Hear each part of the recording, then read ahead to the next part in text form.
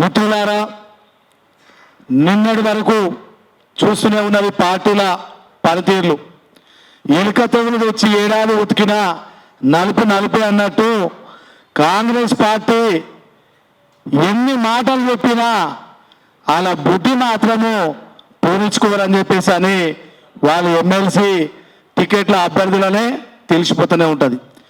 కులగణన ఏంటంటే ఎంబడి కర్రు వాల్చి వాత పెట్టినట్టు బిడ్డ ఇస్తారా సస్తారా అని చెప్పేసి అని బీసీ సంఘాలు ఎంబడి పడంగా కులగణన చేసారు.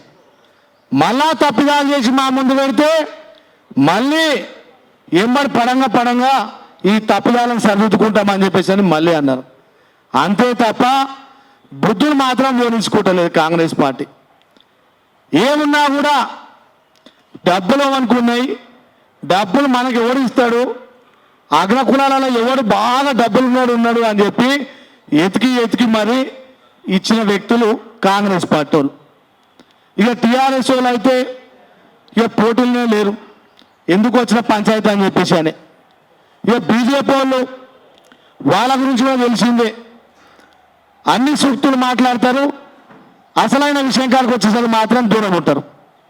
అందు గురించే యావత్ బీసీ ప్రజలకు, ఉపాధ్యాయులకు, విద్యావేత్తలకు ఎవరైతే మన వాళ్ళు ఉన్నారో వాళ్లకు మాత్రమే ఓటేసే విధంగా ఒక్కొక్కరు ఒక 10 మందిని మోటివేట్ చేయండి. 100 మందిని మోటివేట్ చేస్తామని చెప్పని అనుకుంటే అది కాని పని.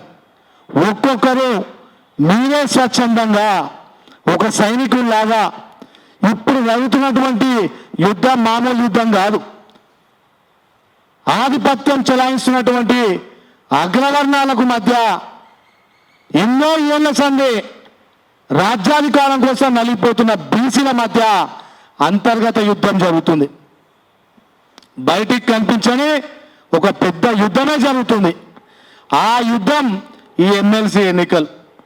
ఈ ఎన్నికలలో మన వాళ్ళని భారీ మెజార్టీతో మనం గెలిపించుకుంటే అప్పుడు బీసీలలో ఎంత దమ్ముందని చెప్పేసి అని అర్థమవుతుంది. లేదు అనంటే మన విలువని మనమే కించపరుచుకున్నట్టు అవుతుంది. అందుగురించే ఇటు ప్రసాద్ హరికృష్ణ గారి గురించి అర్థమైపోయింది, ఆల్రెడీ గెలుపు ఖాయమని. ఇటు కొమరయ్య గారి గురించి కూడా గెలుపు ఖాయమని అర్థమైపోయింది. ముగ్గురు బీసీలకి భారీ మెజార్టీ వస్తుందని చెప్పేసి అని అన్ని పార్టీలకు కూడా అర్థమైపోయినాయి. అర్థమైపోయి ఒక సీటు ఓడిపోయినా గెలిచినా పర్వాలేదు, నాకు ఒరిగేది ఏం లేదని చెప్పేసి అని ఆ పార్టీల పెద్ద మనుషులు మాట్లాడుతున్నారు, అందరం చూస్తున్నాం. కాబట్టి గెలుపు ఖాయమని చెప్పేసి అని మనం రిలాక్స్గా ఉండకుండా గెలుపు గమ్యాన్ని భారీ మెజార్టీతోని ముద్దాడే వరకు ప్రతి ఒక్కరు కూడా కంకణబద్ధులై ఒక్కొక్కరు ఒక 10 మందిని మోటివేట్ చేసి అటు ప్రసన్న హరికృష్ణ గారి కానీ, ఇటు కొమరయ్య గారు కానీ, ఇటు పూల రవీందర్ గారిని కానీ భారీ మెజార్టీతో గెలిపించాలని, ఇటు జాగుల సీనన్న పిలుపు మేరకు, ఎందుకంటే ఎన్నో అవకాశాలు వచ్చినా కూడా వదులుకున్న చరిత్ర జాగుల సీనన్నది. మరి అలాంటప్పుడు ఒక బీసీ ఉద్యమం తారాస్థాయికి చేరుకుంది. ఒక బీసీ యుద్ధం అనేది తారాస్థాయికి చేరుకొని ప్రతి ఒక్క రాజకీయ పార్టీలు కూడా బీసీ జపాన్ని పాడే టైప్లో తీసుకొచ్చినటువంటి సంఘం మన బీసీ సంఘం.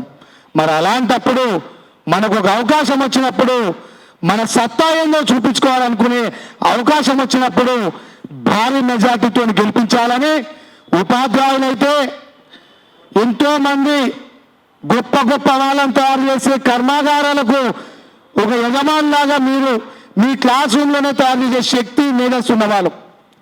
మరి ఇలాంటప్పుడు ఇక్కడ రాష్ట్రంలో జరుగుతున్నటువంటి అన్యాయం ఎదుర్కొంటున్నప్పుడు మీరు కూడా మీ విలువైన ఓటుని బీసీ బిడ్డలకే వేసి మన సత్తా ఏందో చూపించాలని చెప్పేసి మరొకసారి కోరుకుంటూ ఈ అవకాశం ఇచ్చిన పెద్దలకు ధన్యవాదాలు తెలియజేస్తున్నాను. జై బీసీ.